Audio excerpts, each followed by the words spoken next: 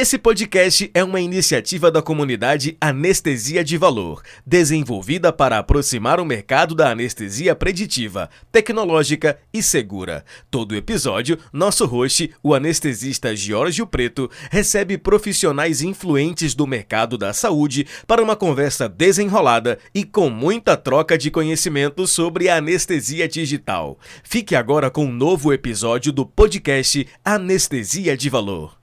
Sou o Giorgio Preto, sou médico anestesiologista e CMIO da Anestec.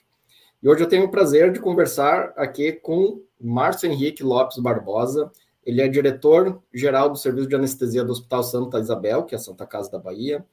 Já participou da Sociedade de Anestesia, na SAEB, como diretor científico, 2012-2013, vice-presidente da SAEB 2021, membro do Conselho Superior 22-23, membro da Câmara Técnica da Anestesiologia do CREMEB, tem TSA, título de especialista em terapia intensiva, cofundador da residência do CT de Santa Casa e também bacharel em Direito.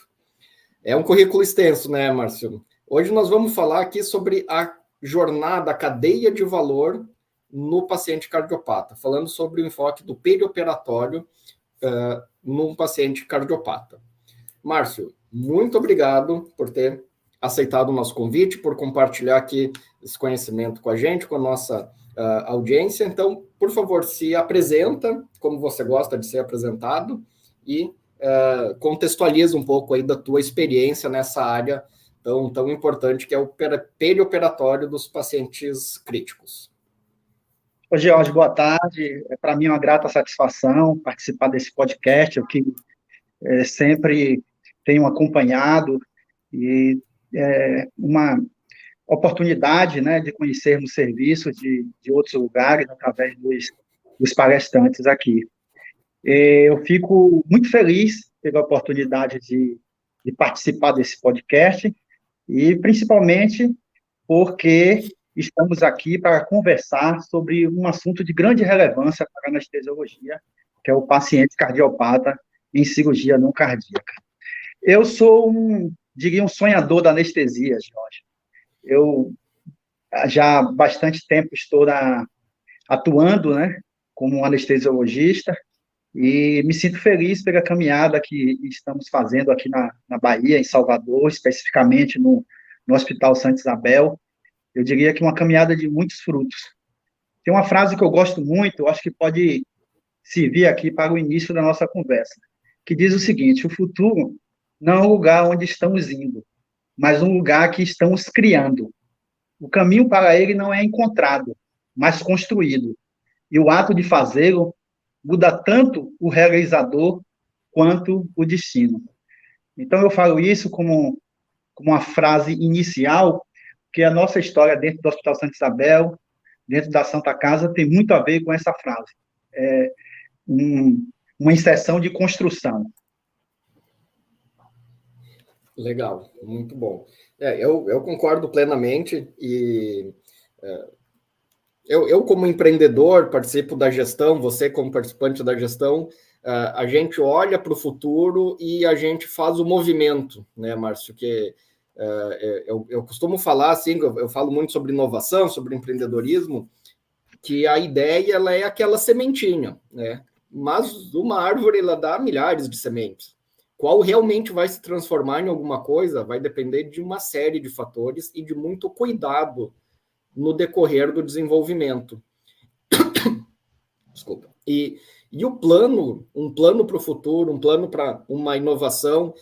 E não falo inovação, quando a gente fala inovação, a gente pensa muito em software, em sistema, em tecnologia. Às vezes é uma inovação no processo. A inovação é você olhar criticamente aquele fluxo daquele paciente, aqui no nosso caso, um paciente cardiopata, que alguém indica uma cirurgia para ele, a gente sabe que ele tem uma cardiopatia, e aí ele vai entrar num fluxo de preparo. E às vezes você olhar criticamente, você fizer pequenas inovações, ir antes em algum lugar, falar com alguém, ter um contato prévio, tudo isso é inovação. e isso é tão importante, a gente inovar os nossos processos, quando a gente pensar em inovar em tecnologia, né? Mas alguém tem que olhar, tem que ter a ideia e tem que executar. E eu acho que a execução é a grande diferença. E conta um pouco para a gente como que vocês fazem essa abordagem e quais foram essas inovações que vocês fizeram nos fluxos, no preparo desse paciente tão complexo que a gente tem, que é o paciente cardiopata para uma cirurgia não cardíaca. Pois bem, George, o paciente cardiopata realmente é um grande desafio. Nós temos anualmente em torno de 250 milhões de cirurgia no mundo, né? E esses pacientes, 11% deles complicam. 5% com eventos cardíacos adversos maiores, com a mortalidade que chega em torno de 1,7%. Por que eu estou trazendo esses números? Porque esses números é muito importante, porque você precisa ter uma estratégia para diminuir risco e melhorar desfechos. Quando você trabalha numa instituição como uma Santa Casa, que nós temos muitas necessidades e com recursos limitados, aí você precisa lançar de estratégia, porque você precisa atender uma grande clientela e muitas vezes com recursos com algumas limitações financeiras. E aí você tem que propor. É a primeira proposta que tem, e isso remete a alguns anos, quando nós resolvemos que gostaríamos de trabalhar com alta complexidade, com excelentes resultados, o que é que nós fizemos? Primeiro é capacitação. Você precisa capacitar os seus colegas, né? Você precisa ter um serviço de anestesia, um serviço de terapia intensiva que possa responder à altura a essa demanda e esses desafios. Quando eu entrei na Santa Casa, Geórgio, isso remete a 20 anos, eu estou na coordenação há 13 anos, naquela ocasião tínhamos um TSA, e nós fizemos reuniões e planejamento de crescermos, e que nossa caminhada fosse uma caminhada frutífera. E com isso nós criamos estratégia inclusive de incentivo, para que as pessoas fizessem o TSA, fizessem mestrado, doutorado, e depois de 13 anos que eu estou na coordenação, nós estamos hoje com 13 TSA. Nós saímos de 1 para 13 TSA. Nós temos 3 doutores, temos um mestre e vamos chegar a 4 doutores. Nós temos a residência médica, tudo isso foi criado nesse período.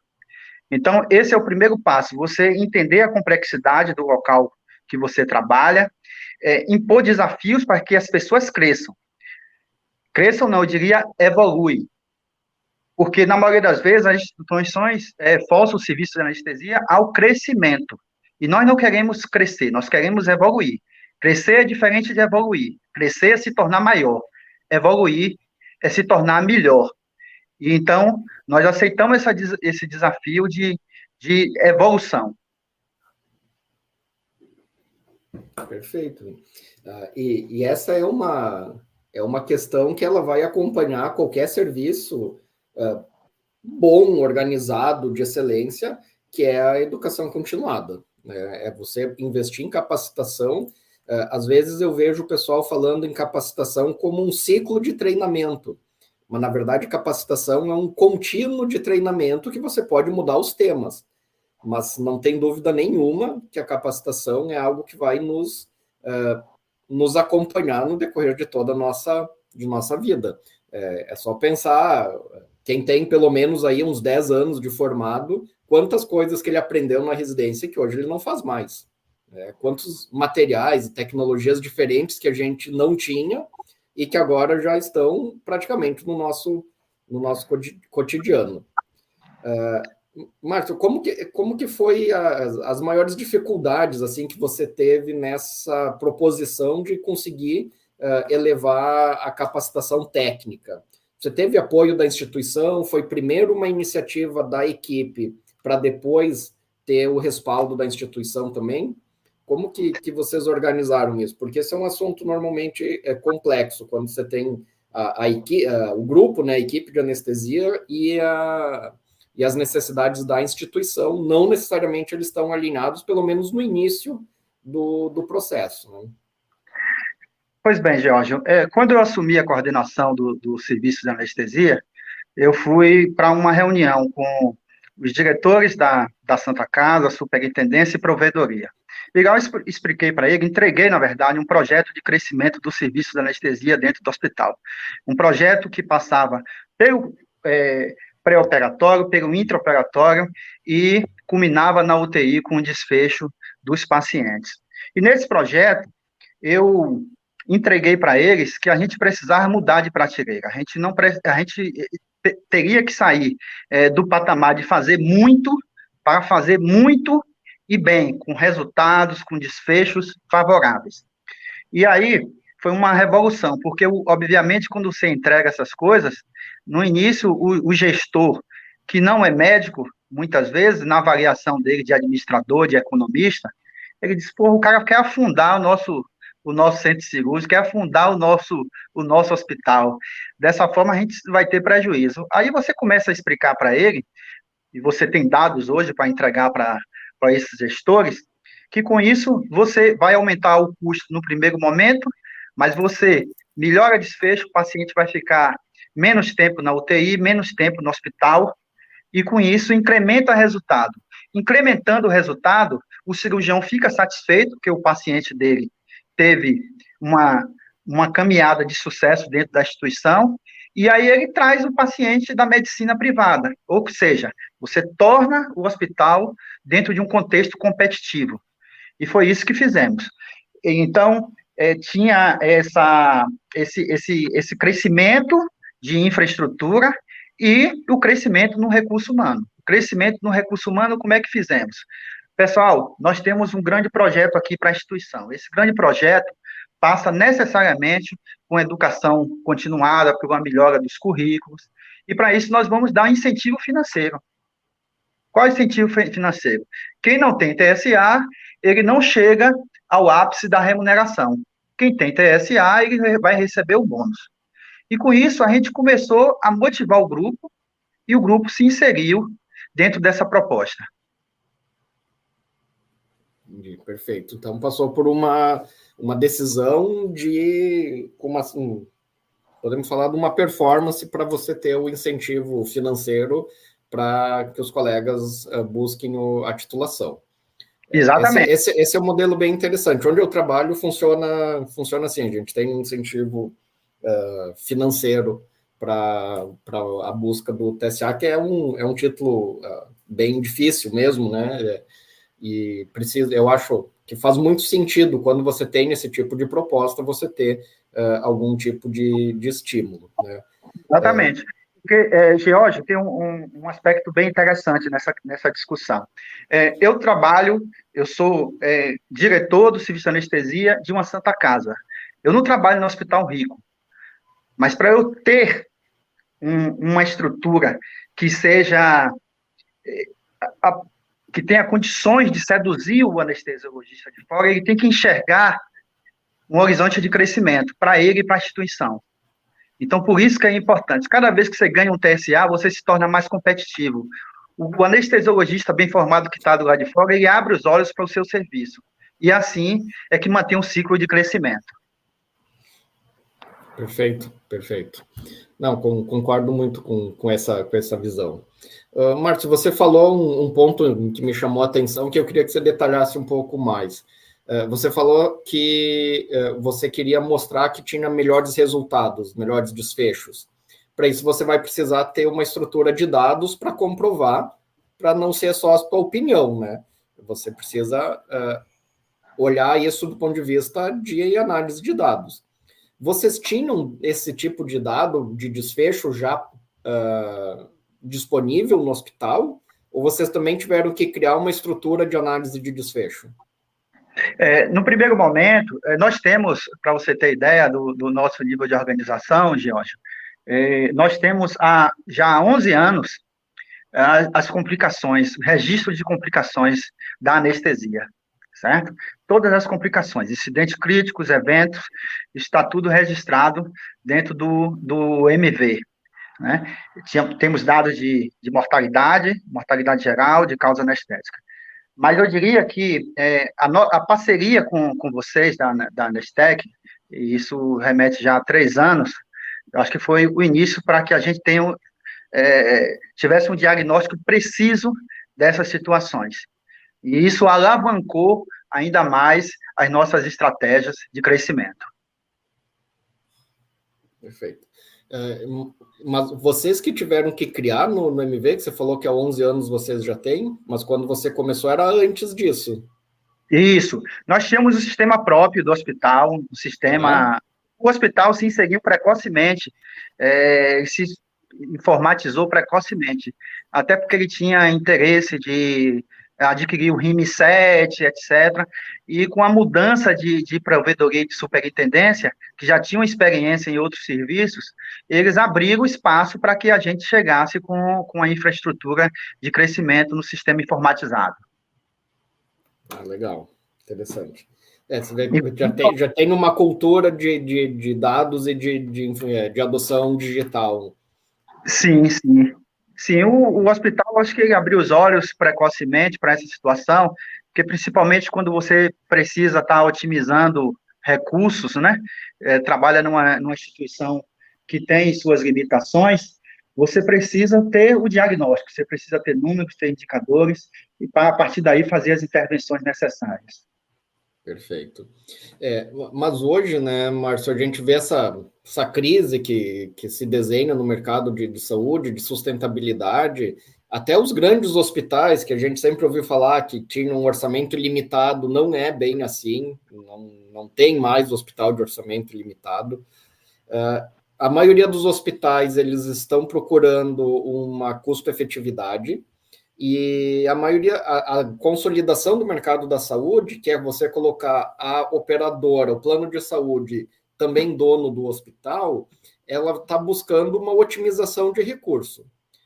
Porque hoje existe um termo que está se falando muito, que é a pertinência do cuidado.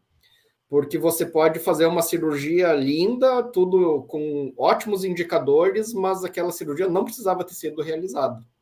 Então, aquele cuidado, por melhor que ele tenha sido, ele não foi pertinente para aquele paciente. E quando a gente fala em direcionamento, alocação de recursos adequada, o cuidado pertinente, ele passa a tomar uma importância muito grande. Então, você tem que conseguir entregar resultado, entregar valor, com uma alocação de recursos muito ajustada. No caso do nosso, que a gente discute aqui nesse episódio, que é o paciente cardiopata, isso é fundamental, porque você sair pedindo ecocardio, cintilografia e um monte de exame para todo mundo é muito fácil, mas você montar protocolos para que isso seja pertinente, adequado, que traga resultados para essa alocação de recursos, esse é o desafio. Como que vocês trabalham isso aí no serviço de vocês? A nossa ênfase realmente é uma consulta pré-anestésica bem feita. Consulta pré-anestésica bem feita não é você sair pedindo exames e mais exames. É aquele paciente que você teve a oportunidade de conhecer, saber, através de informações que muitas vezes são colhidas na anamnese, qual o limiar, o que é que esse paciente tem de reserva funcional, o que é que esse paciente tem de sintoma. E, a partir daí, colher, a partir dessa história, que vai dar ensejo à realização dos exames ou não. Então, é dentro de um plano realmente muito racional. Eu diria que a gente pode, com uma avaliação pré-anestésica bem feita, na maioria dos pacientes, você consegue colocar para a cirurgia de forma otimizada e, muitas vezes, com pouquíssimos exames, ou, muitos deles, sem exames que envolvem grandes custos. Sim, perfeito. O grande desafio que temos hoje é que essa medicina tem nos ensinado, tem nos catequizado diariamente para que a gente não ouça o paciente, ouça pouco nossos pacientes. São consultas muito curtas, e com isso você, obviamente, perde a oportunidade de conhecer a história da doença do paciente. Hoje, com algumas análises, você pode, inclusive, não fazer exames de alto custo. E você conhecer bem e colocar o seu paciente na cirurgia com segurança de que a chance de complicação dele é pequena. Perfeito. Vocês tiveram a parceria com a cardiologia para montar esses protocolos? Essa é uma pergunta. E a segunda, vocês conseguiram demonstrar diminuição de custo com melhores resultados ou com manutenção dos resultados? Vocês conseguiram mostrar isso do ponto de vista de análise de dados? Ô, Jorge, o nosso hospital é um hospital escola, que tem residência, inclusive, de cardiologia, de hemodinâmica, e eu já participei de muitas sessões, inclusive semanais, da terapia intensiva, da cardiologia.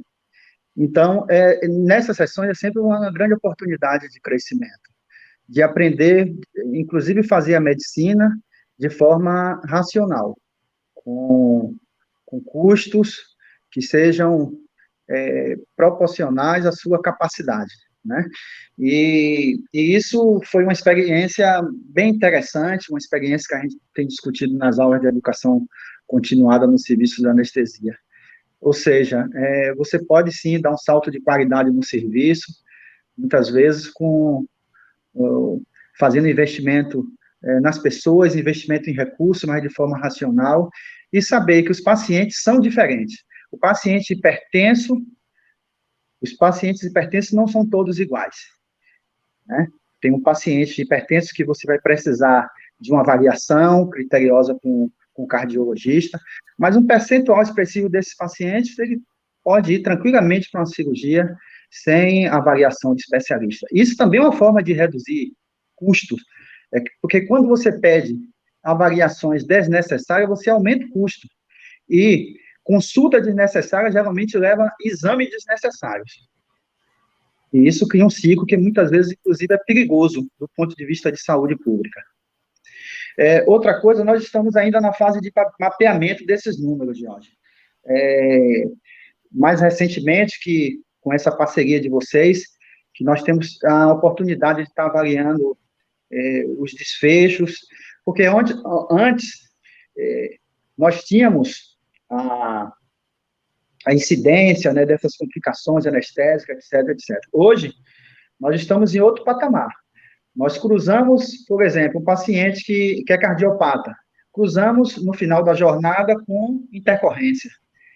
Então, isso nos oferece uma possibilidade de, inclusive, saber o percentual desses pacientes que estão passando pela cirurgia e complicando, que tendo um tempo de internamento maior. Então, por isso que eu digo que é extraordinário você ter números, e não existe gerenciamento se você não conhece os números do seu serviço. Isso não tem como. A gente tem uma cultura ainda na medicina em geral de pouca análise de dados. Muito, eu acho, em função da dificuldade que a gente tem de organizar e tornar esse dado de fácil acesso, né? Que é uma das nossas dos nossos pilares na Nestec, ter o dado organizado, acessível na hora que você precisa. Mas quando você sai um pouco e vai para outras áreas, ou mesmo dentro do prontuário eletrônico, a gente tem muita dificuldade em ter o dado operacional, que é aquele dado mais matemático, é o horário disso, horário daquilo, é estoque, é o que usou de medicação, o que não usou de medicação. Quando você tenta envolver um pouco de análise de perfil de paciente misturado com esses dados, aí dificilmente você consegue ter essa informação. E isso que a gente construiu aqui na Nestec com Analytics é muito um grande ponto que a gente faz, é isso. Então, várias features, várias coisas que a gente tem hoje funcionando nos nossos sistemas, é para conseguir montar uma base de dados organizada e analisável. Então, Sim. às vezes, a gente tem que fazer essas opções para conseguir chegar nesse ponto. E vocês são grandes usuários do nosso Analytics, né? Então, com certeza, isso traz um outro tipo de visão, um outro tipo de relacionamento com a instituição. Como que é, assim, Márcio, a relação quando você leva esses dados, assim, do nosso Analytics, né, das anestesias, para conversar com a gestão, assim? Como que mudou esse relacionamento? Isso tem sido algo muito interessante e muito exitoso para o nosso serviço de anestesia. Primeiro porque o hospital ele se estruturou precocemente para ter esses dados, né? O hospital ele é acreditado, né, pela ONA, pela Quimento, e hoje eles têm um sistema, o sistema de BI, que você chega na reunião da diretoria, por exemplo, eles têm a performance dos cirurgiões, quanto tempo o cirurgião X demora para fazer tal cirurgia, como é que tem sido o desfecho desses pacientes, e compara, inevitavelmente, compara com um cirurgião Y. Então, quando você vê que um hospital tem uma estrutura tão incrementada de dados, obviamente que você precisa também se aperfeiçoar. E foi isso que buscamos. E tem um outro aspecto, George, que eu acho de grande relevância, porque os nossos pacientes cirúrgicos, eles estão mais graves. Isso é indiscutível. São dados da literatura. E quando você tem pacientes mais graves, inclusive agora, a gente precisa ter o feedback desses pacientes. A gente precisa saber como é que tem sido a caminhada dos nossos pacientes nos hospitais em que trabalhamos. Porque esses dados ainda não estão na literatura. O que é que eu digo que os pacientes cirúrgicos estão mais graves? Por dois motivos. Primeiro, é que a sociedade tem tido uma sobrevida maior. Em situações que antigamente, no pretérito, os pacientes eram chamados contraindicados para determinada cirurgia, hoje eles estão chegando em grande número. E os pacientes cardiopata em particular, depois de alguns grandes estudos, vou citar aqui, por exemplo, o estudo Baren, o estudo isquemia, que publicado em 2020, que foi um dos 14 estudos designados pelos editores como sendo o mais significativo na mudança de prática médica, impactando o atendimento ao paciente. E o que é que esses estudos, quais foram as consequências desses estudos? É que os pacientes estão sendo mantidos em tratamento clínico. Esses pacientes de alta complexidade, que antes, por exemplo, eles passavam por cirurgias, passavam por angioplastia, antes da cirurgia, os estudos demonstraram que esses pacientes poderiam ser mantidos em tratamento clínico e com uma sobrevida compatível com excelentes resultados. E aí, a consequência é que esses pacientes graves estão chegando para a gente para fazer cirurgia agora. Paciente que tem 90% de obstrução de DA, paciente com fração de ejeção baixa. Então, os nossos desafios são crescentes para atender essa população cirúrgica. E por isso que a gente precisa ter números para, inclusive, saber como é que está sendo o desfecho desses pacientes, que estavam boa na caminhada no tratamento clínico, mas agora que eles perpassam por cirurgia, a gente precisa de números, a gente precisa de indicadores para saber como é que estão esses pacientes dentro das nossas instituições. Perfeito. E isso é uma tendência que vai ficar cada vez maior, né? Cada vez mais pacientes com patologias graves.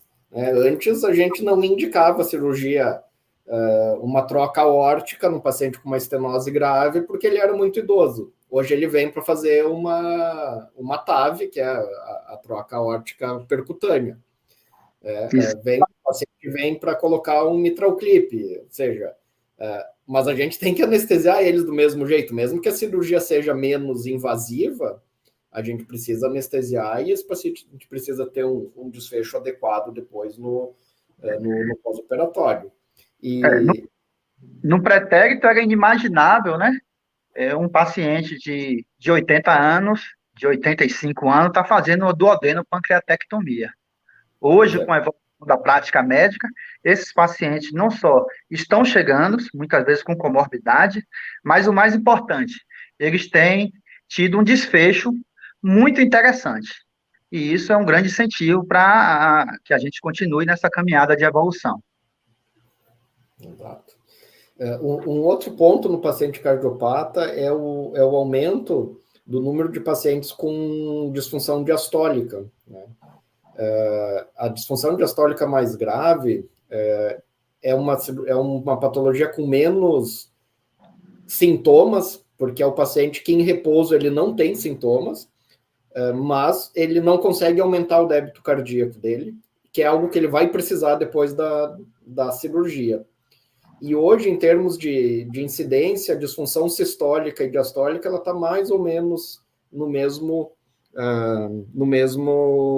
porcentagem da população, só que a gente segue tratando bem a parte isquêmica, né? Estão fazendo cada vez mais angioplastia e cateterismos, e acreditam, né, a literatura, os autores acreditam que talvez a gente tenha até mais pacientes com disfunção diastólica no futuro, insuficiência cardíaca diastólica, do que pacientes com insuficiência cardíaca sistólica. E esses pacientes são um desafio, porque eles são muito mais difíceis de manejar, porque a gente não tem uma medicação em específico. Não adianta ir lá dar ionotrópico para o paciente, que você não melhora, né? Vocês têm algum cuidado específico para esses pacientes com disfunção diastólica, Márcio? Que são pacientes extremamente difíceis de se manejar? A gente, com o advento da tecnologia, né, a gente percebe claramente que a gente tem hoje informações que são muito preciosas, né? Alguns desses pacientes realizam ecocardiografia no pré-operatório e a gente tem essas informações. Nós temos no serviço, isso já remete a algum tempo, o uso da ecocardiografia no intraoperatório. Hoje nós temos 2 aparelhos de ecocardiografia e utilizamos não só nos pacientes de cirurgia cardíaca, mas também nos pacientes cardiopatas em cirurgia não cardíaca. Então, esse manejo, né, esse manejo guiado por metas, eu acho que a gente já passou daquela discussão de se pouco líquido ou se muito líquido.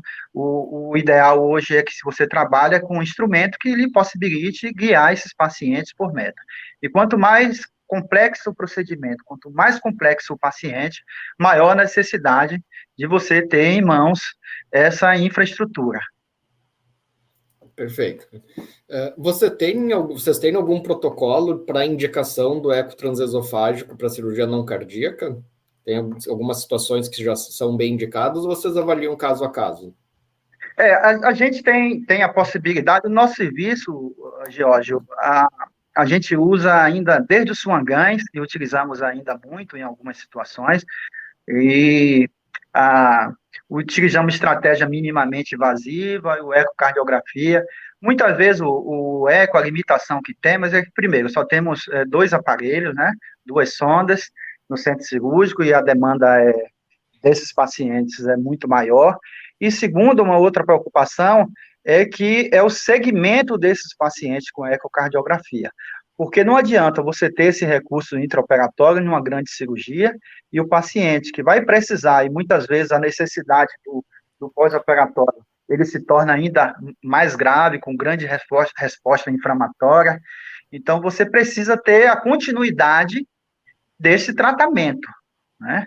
E se você não tem a UTI com essa estrutura de aparelhagem, é algo que você precisa estar revendo, né? Mudar a forma de monitorização para que exista um emparelhamento, né, com o pós-operatório. Perfeito. Márcio, falando ainda sobre essa cadeia, né, de perioperatório no paciente mais crítico, no cardiopata, vocês conseguem fazer algum tipo de segmento com esses pacientes a hora que ele sai do hospital, depois da alta hospitalar? Porque eu acredito que é a nossa próxima fronteira, né, é o segmento do paciente em casa, até o final da reabilitação dele.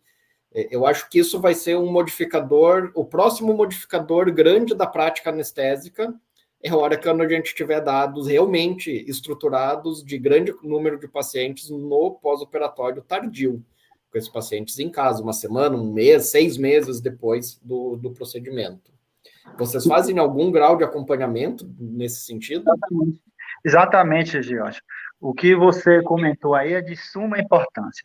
Nós ainda não fazemos este segmento, mas isso é muito importante. Isso, eu diria que vai abrir uma perspectiva para a gente ter um entendimento, uma visualização do pós-operatório do paciente e revermos, inclusive, algumas condutas. Vai ser uma grande oportunidade. Porque quando a gente observa os trabalhos que fazem segmento de paciente, não é um segmento somente no período que ele fica no hospital. Os países mais avançados, os lugares que estão mais estruturados que o Brasil, eles fazem esse segmento a longo prazo. E por isso que nós temos algumas informações tardias de complicações. É por causa desse segmento. Aqui no Brasil, eu acho que poucas instituições ainda fazem esse segmento, mas isso abre uma perspectiva que é muito interessante. E que no nosso hospital, obviamente, que a gente vai buscar acompanhar, sim, essa, eu diria, nova perspectiva. Inclusive, para a gente poder falar de valor mesmo no velho Based Healthcare, sem você olhar o desfecho tardio, você não consegue ter uma equação de valor adequada. São 2 pontos que mudam quando você olha para uma equação de valor. O desfecho tardio, e não só desfecho clínico, mas desfecho de qualidade de vida, de mobilidade, uma série de fatores que daí dependem do tipo de procedimento que o paciente fez. E também a gente precisa ter as avaliações do ponto de vista do paciente, que é o que eles chamam de PROMs e PREMs, né? Os Patient-Related Outcome Measures e o Patient-Related Experience Measure, ou seja, você tem que ver o que era importante para o paciente na visão dele e como foi a experiência dele. E isso tudo permeando os nossos resultados, nossos desfechos clínicos. Então, acho que essas são as 2 próximas, tenho certeza, que essas são as 2 próximas fronteiras que a gente tem, é o acompanhamento tardio e escutar ativamente, realmente, os nossos pacientes, porque a impressão que eu tenho é quando a gente faz análise de desfecho dentro do hospital e para a hora que o paciente tem alta, o objetivo maior passa a ser corte de custo com alta precoce. Então, a gente acaba discutindo muito isso, mas não discute se isso impacta na reabilitação funcional do paciente. Porque se é para você dar alta precoce e o resultado ser o mesmo de uma alta mais tardia, aí é óbvio que você precisa dar alta para ele o mais rápido possível. Mas se a gente só ficar olhando a alta precoce, a gente corre o risco de estar aumentando problemas posteriores. Exatamente. E é por isso que alguns países fazem esse acompanhamento, inclusive nos primeiros dias, com dados vitais, né, através de programas de telemetria, isso já é uma realidade em alguns centros. E fazem também esse acompanhamento tardio, para saber realmente como o paciente se comportou. E isso, eles têm casado com algumas estratégias pré-operatórias. Por exemplo, um cardiopata fazer reabilitação cardíaca antes das grandes cirurgias. E, com isso, acompanhar esses pacientes no pós-operatório e avaliar o desfecho associado a essa reabilitação pré-operatória. Em cirurgias oncológicas, é algo que tem sido feito também, é um trabalho intenso. Esses pacientes são colocados em outra prateleira de avaliação nutricional, de suporte nutricional, e com isso eles avaliam esses pacientes pós-cirurgias e tardiamente. Então, para você saber se o que você faz está dando certo, você tem que acompanhar, você tem que ter esses números. E alguns centros já têm feito isso, principalmente fora do nosso país. Mas eu acho que a tendência vai ser o Brasil não fica atrás, porque tem excelentes profissionais, faz uma medicina de qualidade, em que pese muitas vezes ter limitação de recurso, e eu acho que vai ser a tendência também no nosso país. Perfeito. Márcio, eu não posso deixar de te perguntar, né, já que você é bacharel em Direito, né, sobre a relação da segurança legal, jurídica, da nossa documentação da anestesiologia, e aqui, no caso, principalmente do papel versus a adoção digital na anestesia. A gente tem muitos casos onde o documento anestésico ele é o último a ser digitalizado no hospital, e é um documento com uma quantidade absurda de informações, é o documento com o maior número de informações em uma folha de papel, e a gente tem sempre um risco jurídico de você não ter uma documentação adequada. Você podia falar um pouquinho para a gente sobre a tua visão sobre isso, por favor? Esse é um aspecto muito importante, de respeito à nossa segurança como profissional e à segurança do paciente. Lamentavelmente, a gente vive num país que eu acho que não ultrapassa, acho que não chega a 20% dos serviços dos hospitais que tem um serviço informatizado, né? Então, muitos ainda não venceram o papel.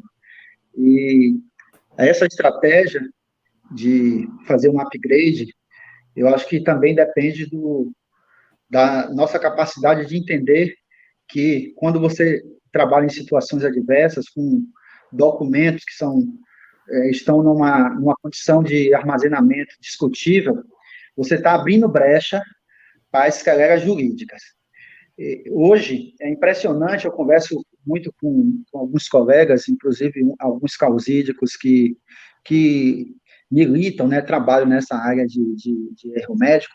É impressionante como eles têm conhecimento da causa médica, como eles conhecem sobre a necessidade de uma consulta pré-anestésica, do consentimento esclarecido, e não pode ser qualquer consentimento, tem que ser um consentimento esclarecido que tenha realmente uma envergadura jurídica, porque aí sim vai proteger o profissional. Eles conhecem as resoluções médicas, todos os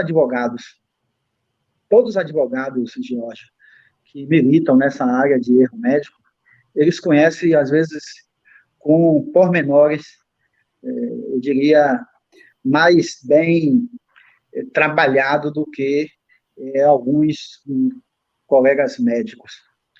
Eles sabem, por exemplo, da resolução das condições mínimas para o ato anestésico, e sabedores disso tudo, se você faz uma anestesia que não tem uma consulta pré-anestésica, que tem uma letra lá que você não consegue decifrar, se você não tem um consentimento esclarecido, bem feito e devidamente assinado pelo paciente, e explicado, isso que é muito importante, consentimento não é para você chegar lá na hora da consulta, entregar o paciente e assinar, o paciente tem que ter conhecimento do que está assinando. E a parte hipossuficiente aí é o paciente. Então, é interessante que tenhamos os olhos bem abertos para essas questões, porque eu sou da Câmara Técnica também, e muitas vezes a gente vê chegando situações de presunção de erro médico, que o anestesista, do ponto de vista técnico, no intraoperatório, conduziu bem, mas ele não tem uma documentação adequada, ele não tem os dados de monitorização, ele deixou de registrar a temperatura, o paciente tinha indicação de aquecimento, de uma manta térmica, e isso não foi feito no intraoperatório. Você não fez, mas o advogado que trabalha nessa área, ele sabe as situações em que a manta térmica deve ser utilizada, ele sabe das situações que o paciente deva ir por CRPA após a cirurgia. Então, eu sempre digo que precisamos crescer a nossa visão no sentido de oferecer a qualidade e a segurança, qualidade para o paciente, e a segurança também para nós, executores dos atos médicos. Márcio, eu queria só que você esclarecesse para o pessoal, que eu não sei se todo mundo está acostumado com o termo, que é a parte hipossuficiente. Quando você tem uma relação, principalmente em situações que trata de consumo, o ato médico não é visto nesse contexto de consumo, mas se você, como médico, um profissional estudado, que cursou uma faculdade, do outro lado você tem um leigo que não conhece nada de medicina, se você não explicou na linguagem que ele tem a oportunidade de entender o que vai ser feito, quando, diante de um erro médico, de uma condição que vá a juízo, você vai ser questionado sobre isso, porque você não explicou adequadamente e, do outro lado, existia uma hipossuficiência de conhecimento. Perfeito. O termo de consentimento ele é um ponto bem crítico, porque às vezes o pessoal pede para algum funcionário ir lá pedir para o paciente assinar, ou você chega lá, conversa com eles, essa aqui é a autorização da anestesia, você não explicou nada, você não perguntou se ele tinha uma dúvida, e inclusive o paciente pode argumentar isso, disseram que eu tinha que assinar, porque senão não dava para fazer a cirurgia, mas não tive nenhum espaço para perguntar, para tirar dúvidas, e isso sempre acaba sendo situações onde você tem uma visão desfavorável da prática médica. Pode ser um agravante você ter esse tipo de situação, né? Uma outra coisa que a gente tem que pensar, a literatura fala em adoção digital da anestesia há uns 20 anos, tá? Principalmente literatura americana, começou muito cedo lá, eles têm muita questão jurídica, e era um receio, na época, onde começou a se informatizar os prontuários, sobre aumento do risco jurídico de você ter um prontuário informatizado. A literatura não mostra isso, aumento de risco, e vários locais, vários estudos mostram redução do risco por você ter uma documentação mais completa. Você tem alguma opinião, alguma visão, a tua percepção, vocês que já passaram por essa adoção digital, a tendência é que os prontuários eles sejam mais completos no digital. Se o prontuário é mais completo, é totalmente legível, você, teoricamente, estaria mais protegido de questões médico-legais. Qual que é a tua percepção sobre isso, Márcio? É indiscutível, dentro dos próprios conselhos, eu não estou falando aqui somente da justiça comum, mas dentro dos próprios conselhos, já existe um entendimento de que essa documentação do prontuário médico, quanto mais for legível, quanto mais entregue uma proposta de que você não vai ter dificuldade para apreciar esse documento, mas torna o profissional brindado para essas questões jurídicas. Quando você cai no Ministério Público, quando você cai no juizado comum, que você é avaliado em termos de documentação, se você tem lá uma ficha realizada no papel, que o próprio juiz não consegue decifrar o que você escreveu, a probabilidade de ele criar uma condição para você entrar no embaraço jurídico, sem dúvida nenhuma, é maior. Então, a gente precisa ter um prontuário limpo na possibilidade de ele ser apreciado de forma rápida e não deixar dúvida do que o médico realizou, não só de pré-operatório, como de toda a jornada do paciente dentro do hospital. Porque isso reflete, dentre outras coisas, que o profissional, que o serviço, ele tem um nível de organização, e nível de organização está muito mais próximo do que é êxito do que seja problema. Perfeito. Márcio, muito obrigado pelos todos os seus comentários. A gente está chegando aqui para o final do nosso podcast. Tenho certeza que o pessoal vai gostar muito desse episódio. Eu queria que você deixasse uma mensagem final para quem está nos ouvindo. E se você quiser deixar alguma forma de contato, também você pode falar aí com o pessoal. E daí a gente, em breve, encerra. Qual que é a sua mensagem final, Márcio? Deixo aqui a minha gratidão e a alegria de ter participado desse podcast.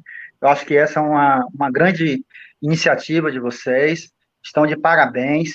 Eu diria que fazer medicina é coisa séria, a gente precisa estar evoluindo no dia a dia, a gente precisa, mais do que evoluir individualmente, a gente precisa evoluir dentro de um contexto de grupo de pré-operatório, de intraoperatório, de pós-operatório.